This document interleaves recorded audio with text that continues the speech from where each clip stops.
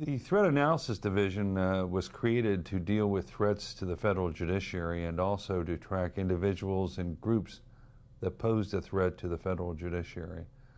So I was a case officer or an inspector, basically sort of like a detective in that division. And when there was a threat against a federal judge, we were sent out to investigate the threat. And we also did intelligence work, and that is by keeping track of people that were a danger to judges or groups that were a danger to our judiciary. During the late 80s, there were a number of white supremacist groups that were in contact with the federal, or in conflict with the federal government. And those groups made threats to federal judges and published personal information about judges in an attempt to intimidate them. So our job was to keep track of those people and to investigate threats against judges.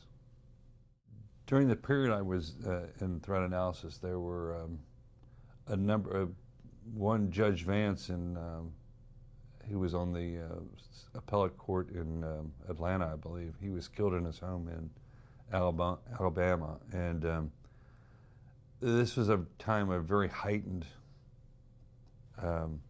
threats against the judiciary, because the individual that had sent the pipe bomb to Judge Vance also sent one to an attorney in Savannah, Georgia, that killed that attorney. He also sent a pipe bomb to the 12th Circuit, which was deactivated by the bomb squad. He also sent one to the NAACP, I'm sorry, couldn't think of it, in Jacksonville, Florida.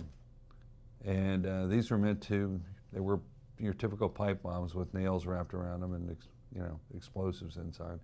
And they were meant to kill these people and to intimidate the judicial system.